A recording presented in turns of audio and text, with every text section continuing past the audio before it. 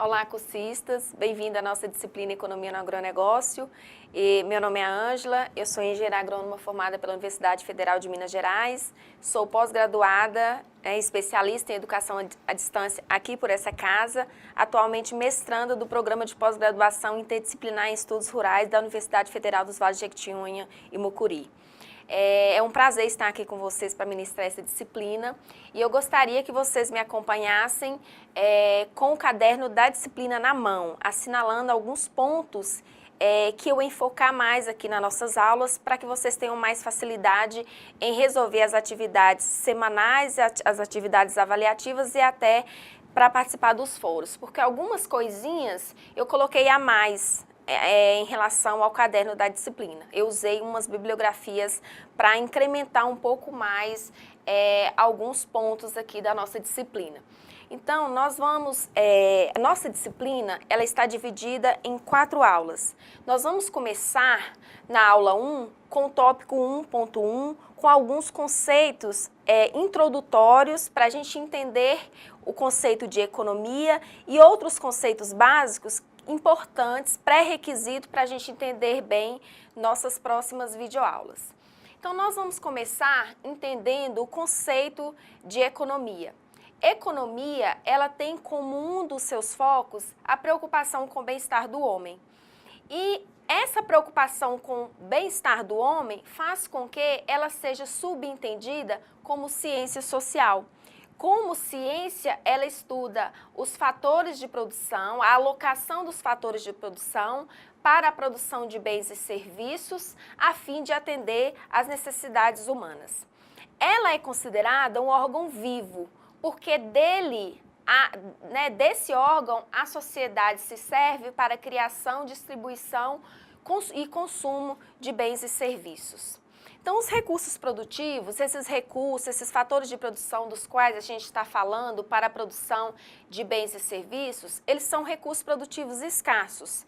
E há uma relação inversa entre esses recursos produtivos e as necessidades humanas, porque esses recursos, eles são escassos, eles são limitados e, por outro lado, as necessidades humanas, elas são ilimitadas, elas são constantemente renovadas, à medida que a população aumenta e que a necessidade de melhoria do padrão de vida dessa população também aumenta. Então, há uma problemática com a qual a economia lida, porque são poucos recursos produtivos para produzir bens e serviços a fim de atender às necessidades humanas.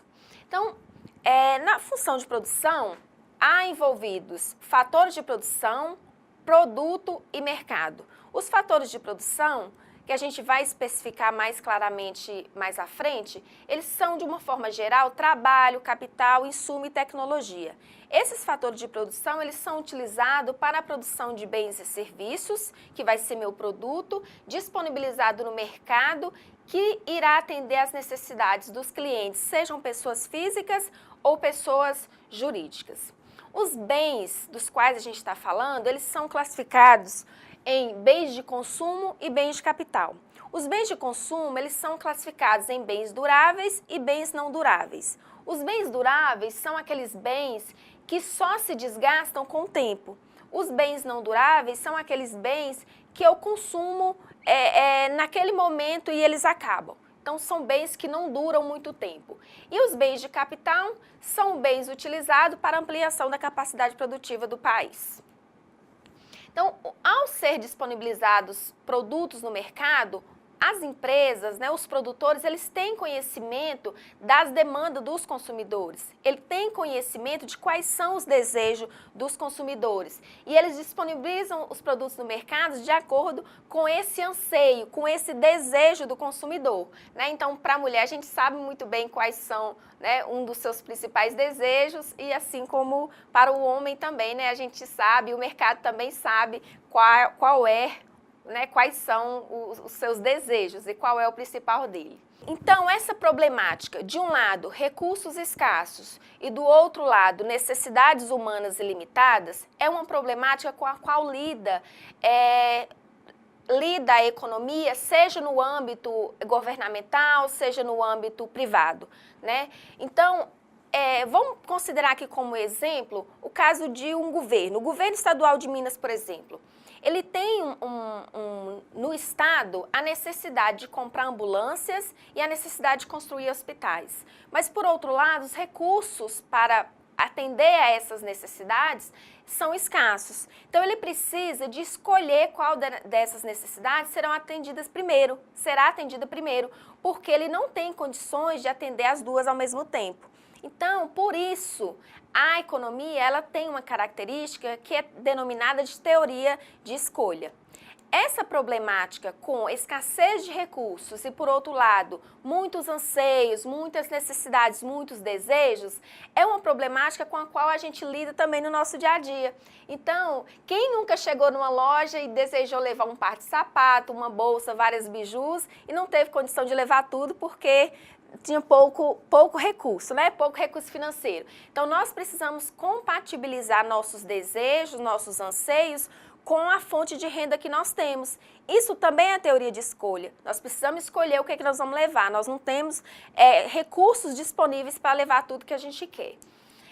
Então, segundo Vasconcelos, a escassez obriga toda a sociedade a escolher entre alternativas de produção e distribuição dos resultados da atividade econômica. E esse é o centro do estudo da economia, essa característica de teoria de escolha, escolher qual necessidade será atendida primeiro, porque não há recurso disponível para atender todas ao mesmo tempo. E por mais desenvolvido que seja um país ou uma nação, ele não vai ter recursos disponíveis para produzir todos os bens e serviços que atendam a todas as necessidades humanas, porque essas se renovam todos os dias.